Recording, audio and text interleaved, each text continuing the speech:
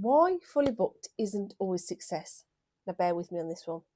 My name is Catherine Parsons, and I am a scalable offer architect, and I help female entrepreneurs to use their one-to-one expertise to create scalable offers in their business.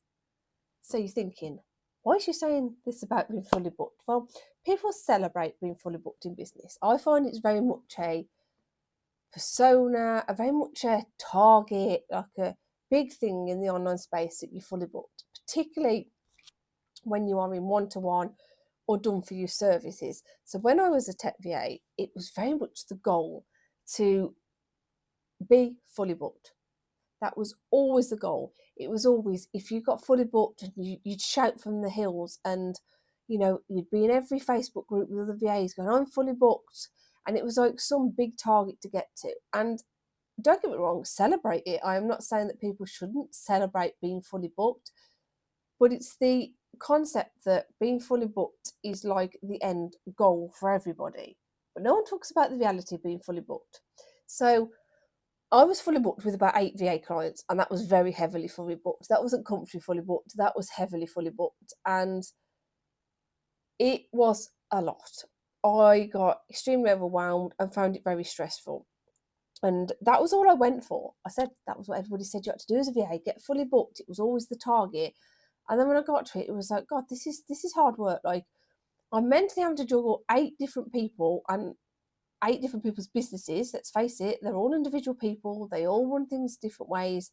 They all need their own different levels of support. Even though I was doing tech stuff and it was all similar work, people need things different ways. Different clients panic for different things. Different clients will need me for different other things. Some clients are quite happy to just let you get on with it. Other clients feel like they need to be there a bit more and they need that bit more hand holding. And it was fine. Like, it was part of what I did and I loved what I did.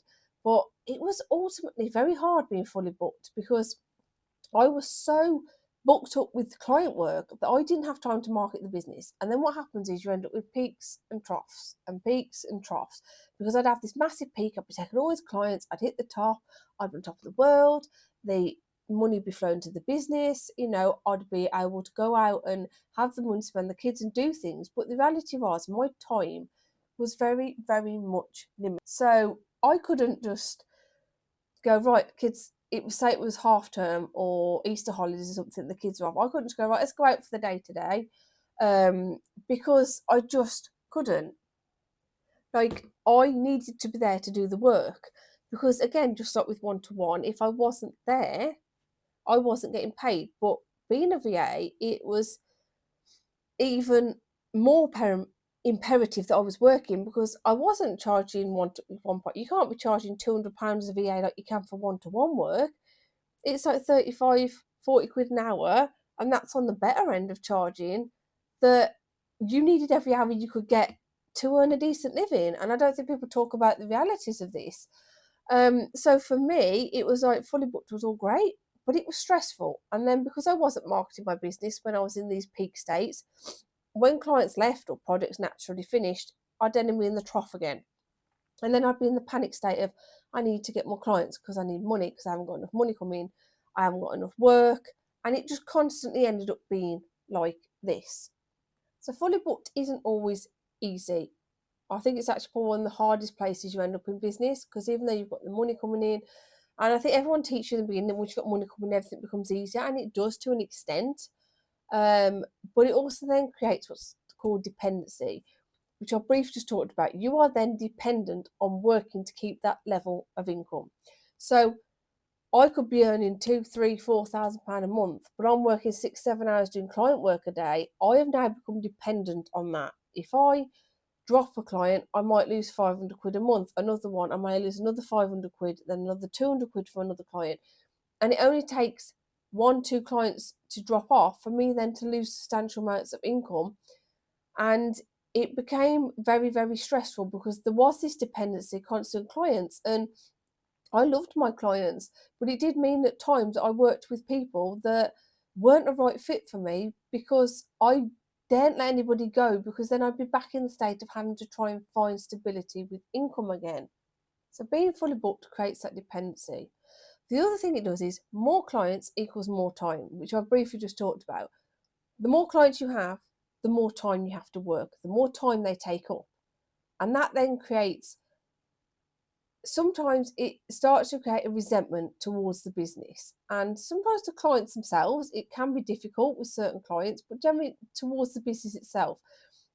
And I think we can end up in this place, and I've seen this time and time again with business owners, where they get to the point of, what is the point in me owning a business if it's taking up time? If I'm working from 7 in the morning till 10 o'clock at night, what is the point in me having this business when I could go to work 9 to 5 and earn the same or less money than what I do working from 7 till 10, 11 o'clock at night?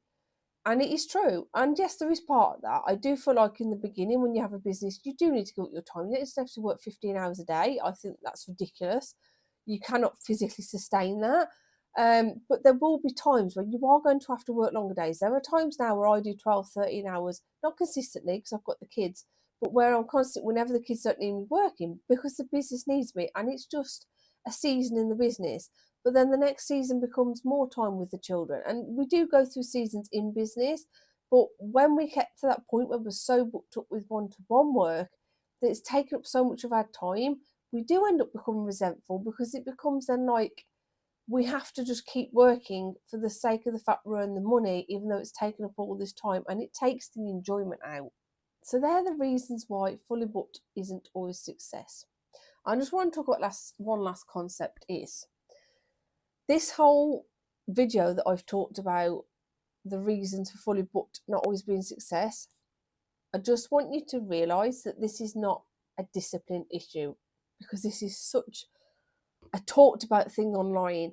Is like I just said about working the 15 hours a day, there's always this thing around, you're not disciplined enough, you're not working enough, you're not doing enough. What else could you give up? What else could you give up? What else could you give up? That always seems to be the thing. What else could you stop doing? And yes, there is some truth behind it. We cannot expect to be sitting watching Netflix all day or sitting watching films all day and then earning loads of money in the business. Of course, we know that. But you need downtime too. And there's too much, I think, of an emphasis on, well, if it's not working, or this isn't working, or this doesn't do it, it's because you've got a discipline issue. And it isn't a discipline issue, it is a structure issue with the business. It's the way in which the business is structured. It's not set up for you to scale. It's not set up for you to create leverage, to create working hours that you want, that allow you to go out with your children whenever you want to, within reason, obviously, but it's allowing you to have that time to be able to go and do the things that you love when you want to do them. If you've got a group program, you could be doing calls at 8 o'clock at night because that suits you, the kids are in bed, and you've then got all day to do whatever you want. Take the kids out for the day, go and do the food shopping, go and clean your house, go and relax out in the sun. And it doesn't matter, because as long as you're on that call at 8 o'clock to serve your audience and to do what you've said you're going to do for that hour, 2 hours, you know you've got the rest of the day. Or vice versa, you could be doing it at 10 o'clock in the morning and be like, right, I'm going to get it done first thing, 10 to 11 in the morning, and now I've got the rest of the day to do what I want. And you want your evenings free to be with your husband, partner, whoever, or whatever you want to do.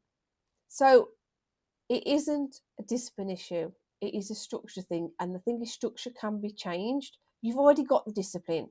The discipline is there. Otherwise, you wouldn't be being fully booked with one-to-one clients or coming to the point where you're fully booked with them if you didn't have discipline. Because to get clients, we have to have discipline. We have to have consistency. We have to keep showing up and showing up and showing up to get the clients. So this is not a discipline issue. So next steps, if you'd like to know, are you ready to create your scalable offer? Where is your business at the moment? What capacity is your business at the moment? Then you can take my free capacity check quiz. You will find the link in the comments below, and it'll be all over my channel. It's all over my other videos as well. Don't forget to like this video and subscribe if you want to see more of these videos.